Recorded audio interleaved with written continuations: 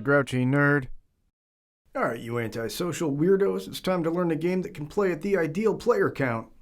1. Wormholes, designed by Peter McPherson with solo rules by Neil Kimball and Peter McPherson, and published by Alderac Entertainment Group, who were kind enough to provide me with a copy of this game, which was thrilling. It's a pick up and deliver game which sees you as the captain of a starship / bus driver who's been tasked with setting up a network of wormholes throughout the system, all while trying to outpace an artificial intelligence who's out doing the same. You'll gain points by being the first to set a wormhole token by each planet, as well as delivering passengers to the planets that you're passing along the way. The game is played over a series of rounds, and your goal in Wormholes is to have more points than the AI by the end of the game. Wormholes, or Einstein-Rosen bridges, are of course the theoretical portals or folds in space-time that link two points that would otherwise be very far away. Depictions in popular culture include the Bifrost in Thor and the big glowy thing in the Star Trek with no trekking. Star just sitting there. In terms of the game, spaces with matching color and number wormholes are linked, making the journey between this space station and this planet instantaneous. Yeah, it would be awesome. I want one to In and Out. Or Bank Vault for crime.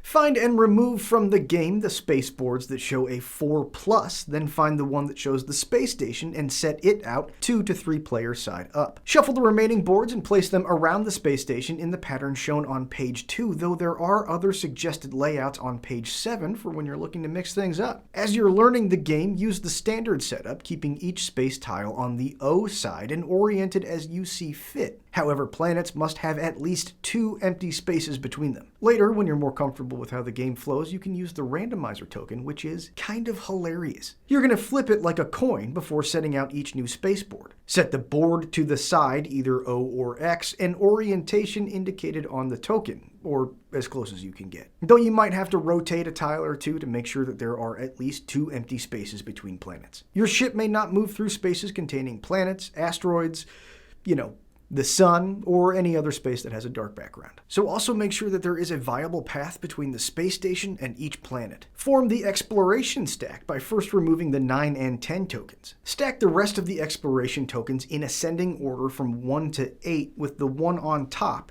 and the 1, 2, 3 tokens in descending order with the 1 on bottom. Place the planet's connected token on top of the countdown stack and the exploration tokens on top of that. Place the point tokens nearby, but you'll probably only need a few. There's no way for you to gain these, though there are certain actions that you can take that would give them to the AI, but that might not happen very much if you can help it. Take 3 energy tokens active side up, and the ship pickup token, and 10 wormhole markers of one color for yourself, and the 10 wormhole markers of a different color for the AI. Create each stack of wormhole token pairs by stacking them on their inactive side in order, with the 1s on top and the 5s on bottom. Find the passenger cards marked with a 4+ and kick those to the curb too. Then shuffle the remaining 64 cards to create the passenger deck and place it nearby, with room for a pretty sizable discard area called the space station docks. Each passenger card shows one of the planets in the system and represent a passenger along for the ride as you set up your wormhole network. Safely delivering passengers gets you 2 points each at the end of the game. You're the first player, and as such you'll draw 1 passenger card, though the AI doesn't get any. You can also take the first player token if you're going to have a hard time remembering that you're the first player in a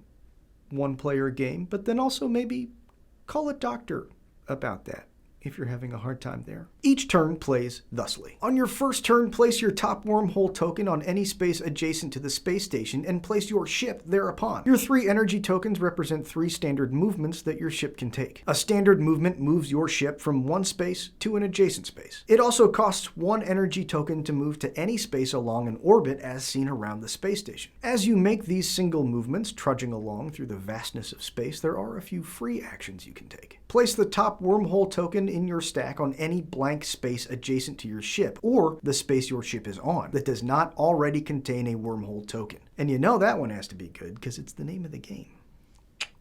If your wormhole is the first wormhole next to a planet, take the top token from the exploration stack and set it aside in your area. Both you and the AI can and will have wormholes by the same planet, but neither of you can have more than 1 wormhole by any given planet or the station, though there is one exception to this that will come up in some games that we're going to see here in a minute. If the token placed is the first number of a pair, it remains inactive side up. However, when you place the matching token, both tokens will flip to their active side. that wormhole is now open. And movement between matching wormhole gates does not cost an energy token. So it might have been a bit of a slog to get out to the planet, but now it's not even a whole action to get back. The gates you can travel between must match both number and color, meaning you can use the AI's wormholes, but every time you do, you're going to have to give it one of those points from the supply. Drop off passengers by discarding each card in your hand that matches an adjacent planet to your own personal score pile. Picking up passengers doesn't cost an action, but you do flip over your pickup token to remind yourself that you've done it this round. And this may only be done when your ship is next to the space station or a planet. You may only have 4 passengers at a time, and when picking up new passengers, you may always first discard any passengers you don't want. Passengers discarded in this way go to the space station docks, and cards in the space station docks are stacked individually by planet for easy counting,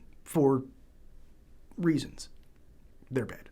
When picking up from a planet, draw passenger cards until you reach the limit of 4. If you draw a card that matches the planet you're currently next to, discard it to the space station dock and draw a new card. When picking up from the space station, you may choose any 2 face-up cards from the docks, though remember, you may never exceed that hand limit of 4. And whenever you pick up from the docks, the AI is going to get another one of those point tokens. And you may not draw from the passenger deck when you're picking up from the space station. You can only take those 2 cards from the docks. There are also a number of map features that do not cost an action, though you'll only actually encounter a couple of them on the standard map. Movement into a nebula space costs the usual 1 energy, but movement out of a nebula is free, including moving into another nebula space, which is then still free to move out of. So you could move from here to here for just the 1 energy that it took to move into the nebula. The photon cannon lets you move any number of adjacent spaces in a straight line for free. This movement includes passage through obstacles and even spaces where there is no board, though you cannot stop on obstacles or off the board. Which is good, because I feel like phasing yourself into an asteroid or accidentally leaving the boundaries of the known universe are the exact kind of things you gotta watch out for when you're messing with wormholes. On the X side of a few of the space boards, you might run into a wild wormhole numbered 3 or 4. These spaces may be used as a gate to either of your matching numbered wormholes as long as that set of wormholes are activated. And that is only your wormholes. For the wild wormholes, you can only travel to your own wormholes that have the matching number, not the AI's. When you move on to the black hole, reveal the top card of the passenger deck and move your ship to any space adjacent to that planet, then discard that card to the space station docks. And, as I understand it, you might turn into spaghetti. I do not understand it. On one side, the big ring planet is just the standard planet size, but on the other side, it gets an orbit of its very own. This is the only planet to which you may have more than 1 adjacent wormhole token. You don't have to use all of your movement tokens if you don't want to, and you can take any of these free actions other than the pick up passengers as many times as you are able. So again, it costs an energy token to move from one adjacent space to another or to move to any space along an orbit. It does not cost an energy token to create a wormhole, move between wormholes, pick up passengers, drop off passengers, use a photon cannon, or move through a nebula. When you're done taking your actions, flip your energy tokens and pickup token to their starting sides. Then it's the AI's turn. On the first turn, place the AI's top wormhole token somewhere along the orbit of the station. Depending on your chosen difficulty, you'll discard cards from the passenger deck to the space station dock. For a normal difficulty game, the AI you're facing is Echabod Z. You'll discard 2 cards to the station. For a harder game, you'll go against Brood, who discards 3 cards in this step, and an expert game has you going against the Azimuth Super System, which will discard cards into the dock until there are at least 2 planets with at least 2 cards. And that's it. The only thing separating a normal, hard, or expert game is how many cards you discard in this step. And let me tell you, it is a ramp up. Because now for every planet in the space station docks that has at least 2 cards, you're going to do the following. Check to see if the AI has an active wormhole adjacent to that planet. If so, place all cards of that planet from the dock into the AI's score pile. If it doesn't have an active wormhole, check to see if it has an inactive wormhole adjacent to that planet. If so, place 1 card of that planet in the AI score pile. If the AI has no wormhole adjacent to that planet, the AI scores 1 of the planet cards, and you'll place the next wormhole token from the AI's pile into any space adjacent to that planet. And the AI's wormhole tokens work just like yours. If it's the first wormhole adjacent to that planet, the AI gets the top exploration token, and when placing the second of a number pair, the wormholes will become active. And remember, you can use the AI's network of wormholes too, so keep that in mind when you're placing those tokens, because you might want to use them. Yes, it does give the AI a point when you use it, but if you're going to then use that to drop off 3 or 4 passengers for 6 or 8 points, who cares if it got 1?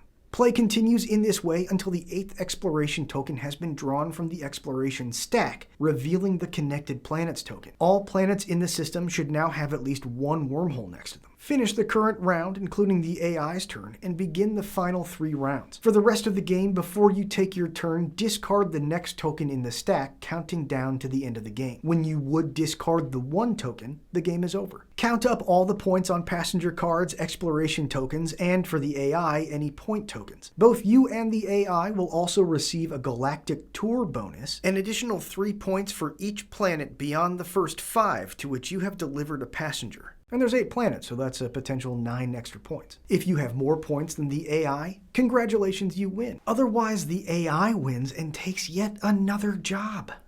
Oh, it's a shame. What happened there? Robots were supposed to make our lives easier, or at least annihilate humanity. One way or the other, I wasn't supposed to have to go to work tomorrow. And that's how to play Wormholes. Now get off my space bus.